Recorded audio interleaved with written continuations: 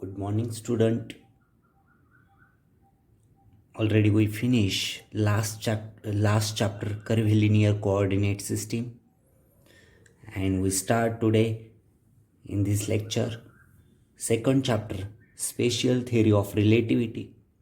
This chapter is very interesting because in this chapter we will learn the more interesting things in our day-to-day life and space also. Okay, first of all we start the introduction of that spatial theory of relativity. Okay, in whole chapter we first of all we discuss the introduction of the spatial theory of relativity, right? Then we discuss the Newtonian relativity. We know already we studied the Newton's law of motion and all these things. Then Newtonian relativity. Then after that we discuss the Galilean transform. There are two transformation. One is the Galilean transformation and second one is the Lorentz transformation. Okay, जर आपल्याला relativity शिकायची असेल, theory of special theory of relativity समजून घ्यायची असेल तर ट्रान्सफॉर्मेशन्स काय असतं, ट्रान्सफॉर्मेशन्स ऑलरेडी आपण लास्ट चॅप्टर जो आहे त्याच्यात ट्रान्सफॉर्मेशन्स इक्वेशन्स जे आहे ते बघितले की एका सिस्टीममधून दुसऱ्या सिस्टीममध्ये जे इक्वेशन, एका सिस्टीममधले इक्वेशन्स दुसऱ्या सिस्टीममध्ये कसे लिहायचे. For example Cartesian coordinate cylindrical coordinate सिस्टीमच्या फॉर्ममध्ये लिहितो त्याला आपण ट्रान्सफॉर्मेशन इक्वेशन्स म्हणतो. सेम ट्रान्सफॉर्मेशन इक्वेशन्स आपल्याला इथे बघायचे. त्याच्यात दोन ट्रान्सफॉर्मेशन्स बघायचे, गॅलिलियन ट्रान्सफॉर्मेशन आणि दुसरं लॉरेंट्झ ट्रान्सफॉर्मेशन. हे फार महत्त्वाचं आहे. हे स्पेशल थिअरी ऑफ रिलेटिव्हिटीमध्ये आपल्याला हे लॉरेंट ट्रान्सफॉर्मेशन आणि गॅलिलियन ट्रान्सफॉर्मेशन यांच्यातला डिफरन्स काय ते आपण ह्या चॅप्टरमध्ये समजून घेणार आहोत. त्याच्यानंतर एक आपण इथर हायपोथेसिस जो आहे तो इथर मीडियम जो आहे तो स्पेसमध्ये प्रेझेंट आहे की नाही हे बघण्यासाठीचा एक एक्सपेरिमेंट आहे. त्याला आपण मायकलसन मोरली एक्सपेरिमेंट असं म्हणतो. तर तो एक्सपेरिमेंट आपल्याला इथे बघायचा आहे आणि त्याचे दोन रिझल्ट जे आहे की इथर मीडियम प्रेझेंट आहे की नाही आणि second one speed of light जो आहे तो ऑल युनिवर्समध्ये कॉन्स्टंट आहे की नाही ते आपल्याला चेक करायचं आहे. तो मायकलसन अँड मोरली हा एक्सपेरिमेंट जो आहे, म्हणजेच that means if we understand the spatial theory of relativity, before it we must learn that experiment, Michelson and Morley experiment. Michelson, Morley, two scientists, या दोघांनी मिळून हा एक्सपेरिमेंट परफॉर्म केला आहे म्हणून त्याला मायकलसन अँड मोरली एक्सपेरिमेंट असं म्हटलं आहे, राईट. हा एक्सपेरिमेंट आपल्याला स्टडी करायचा आहे. खूपच इंटरेस्टिंग आहे आणि त्याचे दोन प्रेडिक्शन्स आहे. इथर medium is present or not and second one is the velocity of light is constant all in universe. Okay, ते आपण बघणार आहे. त्याच्यानंतर पॉस्च्युलेट्स जे आहे, स्पेशल थिअरीचे पॉस्च्युलेट्स, ते पॉस्च्युलेट्सचा आपल्याला स्टडी करायचे. एक्झाममध्ये खूप वेळेस विचारले जातात शॉर्ट आन्सरमध्ये, state the postulates of special theory of relativity. त्याचे तीन जे पॉस्च्युलेट्स आहे, 2-3 पॉस्च्युलेट्स ते आपल्याला इथे बघायचे आहे. त्याच्यानंतर लॉरेंट ट्रान्सफॉर्मेशन समजून घ्यायचं आहे आणि त्याच्यानंतर कायनॅमॅटिक इफेक्ट्स जे आहे, kinematic effects on that Lorentz transformation. Drawbacks काय आहे गॅलिलियन ट्रान्सफॉर्मेशनचे आणि आईन्स्टाईन यांनी लॉरेंट्स ट्रान्सफॉर्मेशन कशी यूज केले, X Y Z and T याच्या रिलेटेड ते इक्वेशन्स आहे. X Y Z and T for time. याच्या रिलेटेड ते इक्वेशन्स तिथे आपल्याला बघायचे. त्याच्यानंतर कायनॅमॅटिक इफेक्ट्स जे आहे ते कायनॅमॅटिक इफेक्ट्स आपल्याला स्टडी करायचे.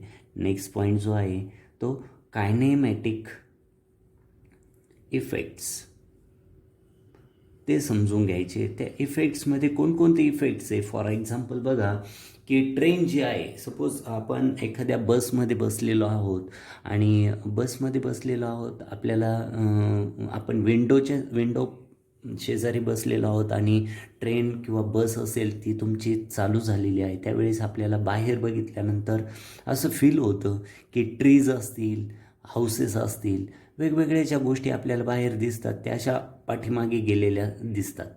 दूरच्या वस्तू पाठीमागे गेलेल्या दिसतात. ओके. तसंच फॉर एक्झाम्पल हेलिकॉप्टरचं एक्झाम्पल किंवा एरोप्लेनचं एक्झाम्पल बघितलं. आपण जमिनीवर उभे आहोत आणि आपल्या वरती आकाशामध्ये एक एरोप्लेन चाललेलं आहे. तर ते एरोप्लेन जे आहे ते एरोप्लेन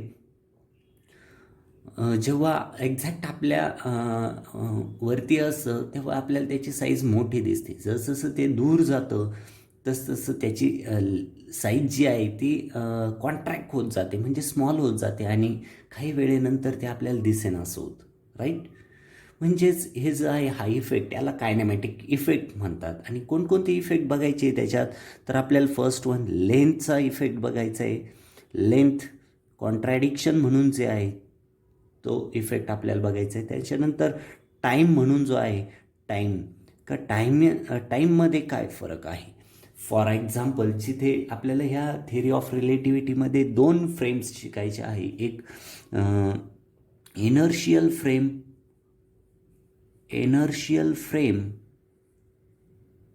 आणि सेकंड वन जे आहे non inertial frame. Right.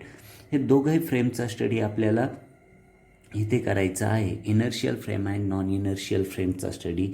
Inertial frame म्हणजे काय असतं ते आपण डिटेल बघणार आहे, की जिथे न्यूटन्स लॉ जे आहे ते न्यूटन्स लॉ काय होतात, व्हेरीफाय होतात. त्या फ्रेमला आपण इनर्शियल फ्रेम म्हणतो. फॉर एक्झाम्पल अर्थ. आता अर्थवरती बघा न्यूटन्स फर्स्ट लॉ असेल, एखादी वस्तू ॲज इट ठेवली, तिच्यावर कोणताही फोर्स अप्लाय केला नाही तर ती वस्तू किंवा तो ऑब्जेक्ट वर्षानुवर्ष त्याच ठिकाणी राहील. राईट. किंवा सेकंड बघा, एखाद्या वस्तूवर आपण फोर्स अप्लाय केला तर ती जी ऑब्जेक्ट आहे किंवा वस्तू आहे ती त्या फोर्सच्या ज्या डिरेक्शननी फोर्स अप्लाय केला त्या फोर्सच्याच डिरेक्शननी ती वस्तू काय होते, मूव्ह होते. राईट. किंवा थर्ड लॉ जो आहे action and is equally opposite to reaction, तो असेल, तो अर्थवरती सॅटिस्फाय होतो. म्हणजे तिन्ही न्यूटनचे लॉ अर्थवरती काय होतात, ओबे होतात. पण तेच लॉ मूनवरती किंवा स्पेसमध्ये अप्लाय होत नसेल तर अर्थ ही इनर्शियल फ्रेम झाली आणि मून हा नॉन इनर्शियल फ्रेम झाला. हे आपल्याला डिटेलमध्ये बघायचं या चॅप्टरमध्ये. त्याच्यानंतर लेंथ कॉन्ट्रॅडिक्शन, टाईम डायलेशन, नंतर ट्विन पॅराडॉक्स हा पण एक इम्पॉर्टंट पॉईंट आहे. Twin paradox. राईट. त्याच्यानंतर ट्रान्सफॉर्मेशन ऑफ व्हेलॉसिटी हा एक इम्पॉर्टंट पॉईंट आहे. एक्झामच्या सेमिस्टर एक्झाम असेल किंवा कॉम्पिटेटिव्ह एक्झाम असेल, रिलेटिव्हिस्टिक टाईम त्याला असं म्हणतो आपण. व्हेलॉसिटी, ट्रान्सफॉर्मेशन व्हेलॉसिटी आपण त्याला म्हणतो. Transformation velocities. रिलेटिव्ह स्पीड जो आहे तो relative speed suppose for example 2 ऑब्जेक्टमधला रिलेटिव्ह स्पीड आपल्याला कॅल्क्युलेट करायचा असेल तर तो फॉर्म्युला इथे आपल्याला डिराईव्ह करायचा आहे.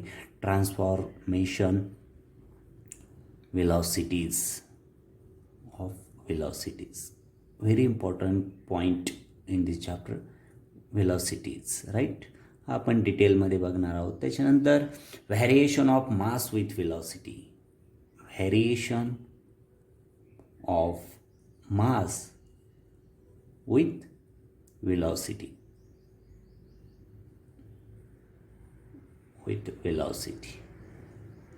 नंतर आपल्याला E=mc² हे इक्वेशन डिराईव्ह करायचं आहे, राईट. त्याच्यानंतर स्पेस टाईम, 4 डायमेन्शनल स्पेस आपल्याला बघायचं आहे. Space time or 4 dimensional 4D. आपल्याला 1D 2D 3D माहिती आहे, पण 4D काय आहे ते आपल्याला बघायचं आहे, 4D. आणि त्याच्यानंतर आपल्याला 4 व्हेक्टर्स, हा इम्पॉर्टंट पॉईंट आहे, 4 व्हेक्टर्स. ओके. आणि नंतर आपल्याला प्रॉब्लेम्स जे आहे ते प्रॉब्लेम सॉल्व करायचे आहे. म्हणजे ह्या पूर्ण चॅप्टरमध्ये आपल्याला बघा स्पेशल थिअरी ऑफ रिलेटिव्हिटी काय आहे आईन्स्टाईन यांची, ती समजून घ्यायची आहे. काय कन्सेप्ट आहे आपल्यासाठी, special theory of relativity new point आहे, तो आपल्याला इथे डिटेलमध्ये स्टडी करायचा आहे. सेमिस्टर एक्झाम असेल किंवा कॉम्पिटेटिव्ह एक्झाम असेल, या दोघांसाठी पण हा चॅप्टर खूप महत्त्वाचा आहे. ह्या स्पेशल थिअरी ऑफ रिलेटिव्हिटीमध्ये आपल्याला इंट्रोडक्शनचा पार्ट समजून घ्यायचा आहे. त्याच्यानंतर पॉस्ट्युलेट्स काय आहे स्पेशल थिअरी ऑफ रिलेटिव्हिटीचे ते समजून घ्यायचे आहे. नंतर न्यूटनियन रिलेटिव्हिटी काय आहे, न्यूटन यांनी जी रिलेटिव्हिटी मांडलेली आहे ती काय आहे, आणि आईन्स्टाईन यांनी मांडलेली रिलेटिव्हिटी ही काय आहे, दोघांतला डिफरन्स काय तो आपल्याला बघायचा आहे. त्याच्यानंतर जे ट्रान्सफॉर्मेशन इक्वेशन्स आपल्याला माहिती आहे, तेच गॅलिलियन यांनी जे इक्वेशन मांडलेले आहेत ते, आणि लॉरेंट्झ यांनी मांडलेले ट्रान्सफॉर्मेशन इक्वेशन्स, गॅलिलियन ट्रान्सफॉर्मेशनचे ड्रॉबॅक्स काय आहे आणि दोघांमधला डिफरन्स काय आहे तो आपल्याला इथे स्टडी करायचा आहे. त्याच्यानंतर इथर हायपोथेसिस ही जी कन्सेप्ट आहे ती काय एक्झॅक्ट ती आपल्याला स्टडी करायची आहे. त्याच्यानंतर मायकलसन अँड मोरली एक्सपेरिमेंट जो आहे का, जो एक्सपेरिमेंट त्याचे रिझल्ट जे आहे त्या रिझल्ट काय आहे का, तो कशासाठी आपल्याला बघायचा आहे, स्टडी करायचा आहे की इथर मीडियम स्पेसमध्ये अवेलेबल आहे की नाही, आणि दुसरं जो आहे स्पीड ऑफ लाईट जो आहे ते एव्हरीवेअर कॉन्स्टंट आहे की नाही, हे आपल्याला ह्या एक्सपेरिमेंटमधून बघायचं आहे. इंटरेस्टिंग एक्सपेरिमेंट आहे मायकलसन मोरली एक्सपेरिमेंट. त्याच्यानंतर थिअरी ऑफ रिलेटिव्हिटीचे पॉस्ट्युलेट्स बघायचे आहे. नंतर कायनेमॅटिक इक्वेशन्स जे आहेत ते बघायचे. Kinematic equations means length contradiction and time dilation. Special theory of रिलेटिव्हिटीमध्ये ज्या 2 फ्रेम्स आहे, इनर्शियल फ्रेम आणि नॉन इनर्शियल फ्रेम, ह्या दोघांतला आपल्याला डिफरन्स स्टडी करायचा आहे. इनर्शियल फ्रेम काय असते आणि नॉन इनर्शियल फ्रेम काय असते, आणि इनर्शियल फ्रेम आणि नॉन इनर्शियल फ्रेममध्ये लेंथ आणि टाईमवर काय इफेक्ट होतो ते आपल्याला डिटेल स्टडी ह्या पॉईंटमध्ये बघायचं आहे. त्याच्यानंतर ट्विन पॅराडॉक्स ही कन्सेप्ट काय आहे. नंतर transformation of velocities, that means ह्या पॉईंटमध्ये सगळे प्रॉब्लेम जे आहेत ते ह्या पॉईंटच्या रिलेटेड आहे. ह्या पॉईंटमध्ये आपल्याला 2 ऑब्जेक्टच्या मधली रिलेटिव्ह व्हेलॉसिटी काय असते ते आपल्याला बघायचे आहे. त्याच्यानंतर variation of mass with velocity. एखादी वस्तू जर सी या व्हेलॉसिटीने मूव्ह होत असेल तर त्याच्या मासमध्ये काय डिफरन्स इफेक्ट होतो मासवरती, ते आपल्याला इथे बघायचं आहे. त्याच्यानंतर फेमस इक्वेशन जे आहे आईन्स्टाईन यांचं E=mc², हे बघायचं आहे. त्याच्यानंतर आपल्याला 1 डायमेन्शनल 2 डायमेन्शनल 3 डायमेन्शनल हे कन्सेप्ट ऑलरेडी माहिती, पण 4 डायमेन्शनल काय कन्सेप्ट आहे ती बघायची आहे. आणि 4 व्हेक्टर्स हा पॉईंट स्टडी करायचा आहे. आणि ह्या रिलेटेड जे प्रॉब्लेम्स आहेत ते प्रॉब्लेम्स आपल्याला स्टडी करायचे आहे. ओके. म्हणजे ह्या होल चॅप्टरमध्ये कोणकोणता स्टडी करायचा आहे, कोणकोणते points, which different topics are included in that chapter that we already discussed. One by one we start that special theory of relativity, but before that we just introduce what is the exact meaning of a special theory of relativity. Okay. Special theory of रिलेटिव्हिटीमध्ये just आपण introductive पार्टमध्ये ती exact काय आहे ती समजून घेणार आहोत. फॉर एक्झाम्पल, तुम्ही एका स्पेसशिपमध्ये बसलेले आहात, राईट, आणि स्पेसशिप सोडून द्या, तुम्ही बस स्टँडवर गेलेले आहात, राईट. ही फर्स्ट बस आहे आणि शेजारी वेगवेगळ्या बस ज्या आहे, सेकंड आणि थर्ड, अशा वेगवेगळ्या बस असतात राईट बस स्टँडवरती, आणि तुम्ही एक्झॅक्ट ह्या मिडलच्या बसमध्ये बसलेले आहात राईट. इथे यू राईट. आता इथे ह्या बसमध्ये तुम्ही सीटावरती बसलेले आहात. थोड्या वेळच्या नंतर तुम्ही विंडो शेजारी बसलेले आहात, आणि थोड्या वेळच्या आणि तुम्ही बाहेर बघितल्यानंतर तुम्हाला असं फील होतं की शेजारची बस जी आहे, म्हणजे असं फील होतं की आपली बस काय होते, मूव्ह व्हायला लागते, म्हणजे चालायला लागली. रिटर्न जी आहे ती रिटर्न घेतो आहे ड्रायव्हर, असं फील होतं आहे. ओके. जेव्हा तुम्ही लेफ्टकडे बघता तेव्हा असं फील होतं आहे. पण एक्झॅक्ट जेव्हा तुम्ही राईटकडे बघता राईट विंडोकडे, राईट म्हणजे ह्या राईट बसकडे जेव्हा बघता तेव्हा असं फील होतं की नाही, आपली बस तर स्टॉपमध्ये आहे, म्हणजे ती स्टेबल आहे राईट, स्टेबल. बट राईट बस जी आहे ती काय झालेली आहे, राईट बस मूव्ह होते, किंवा ती रिटर्न घेतोय तो ड्रायव्हर, मूव्ह होते राईट, असं फील होतं. म्हणजे अगोदर बघितलं तेव्हा काय होतं आहे, आपली स्वतःचीच बस लेफ्टकडे बघितल्यानंतर असं वाटलं की आपली बस चालायला लागलेली आहे. तेच आपण राईटकडे बघितल्यानंतर असं दिसतं की नाही, आपली नाही चालत आहे, शेजारची बस चालते राईट. असं फिलिंग जे होतं, ते फिलिंग जे आहे ते समजलं तर आपल्याला special theory of relativity exact समजेल राईट. त्याचं अजून एक एक्झाम्पल घेतो आहे आपण. बसमध्ये this is the example number first and this is the example number second. बसमध्ये बसलेलो आहोत, किंवा एका स्पेसशिपमध्ये बसलेलो आहोत, स्पेसशिप राईट, किंवा आपण एखाद्या ट्रेनमध्ये बसलेलो आहोत, मोठ्या एखाद्या व्हॅनमध्ये बसलेलो आहोत. त्यावेळेस शेजारचा आपला मूव्ह होतो आहे असं फिलिंग होतं का आपल्याला? नाही. हा एक पर्सन आहे आणि हा दुसरा पर्सन आहे, दोघं पण एकाच बसमध्ये बसलेले आहे, शेजारी. बाहेर बघितलं तर लक्षात येतं की बस आपली चाललेली आहे. का तर लांबचे जे ट्रीज वगैरे आहे ते पाठीमागे जाताना दिसत आहे, म्हणजे आपली बस चालू आहे असं फील होतं. पण हाच व्यक्ती आपल्या शिटावरतीच शेजारी बसलेला व्यक्ती आपल्याला स्टेबल कंडिशनमध्ये दिसतो. दुसऱ्या सीटवरचे पर्सन पण आपल्याला स्टेबल कंडिशनमध्ये दिसतात. म्हणजे याचं मिनिंग काय आहे? बस तर चालू आहे, पण बसमधले जे काही नंबर ऑफ पर्सन्स आहे ते आपल्याला स्टेबल दिसतात, म्हणजे एकाच जागी बसलेले दिसतात. त्यांच्यात कोणतीही व्हेलॉसिटी आपल्याला फील होत नाही right. This is the good example of theory of relativity. हेच आपल्याला समजून घ्यायचं आहे. थर्ड एक्झाम्पल देतो. ह्या थर्ड एक्झाम्पलमध्ये बघा, एखादा 1 kgचा आयर्न बॉल आहे, 1 किलोचा काय आहे, लोखंडी गोळा आहे. आणि हा लोखंडी गोळा हा आपण काय केला, व्हेलॉसिटी ऑफ लाईट सीने डिनोट करतो, आणि त्याची व्हॅल्यू आपल्या सर्वांना माहिती आहे, 3 × 10⁸ metre per second right. 3 × 10⁸ metre per second ही काय आहे, velocity of light, speed of light म्हणतो आपण.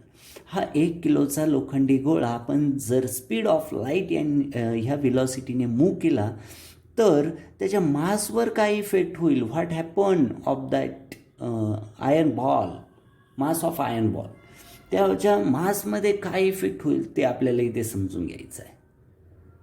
ओके. असे वेगवेगळे एक्झाम्पल्स आहेत का ते आपल्याला इथे स्पेशल थिअरी ऑफ रिलेटिव्हिटीमध्ये समजून घ्यायचे आहे.